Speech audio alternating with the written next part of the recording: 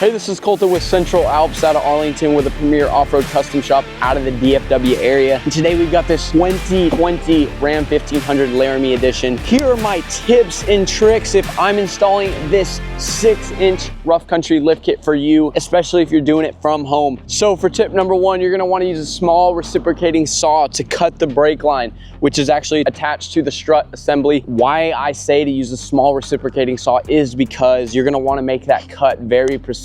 Tip number two I have for y'all is in the rear, you're gonna wanna take out the fender liner, and that'll make it easier to put in your rear shocks when installing this 6-inch lift. My last and final tip for y'all is basically this.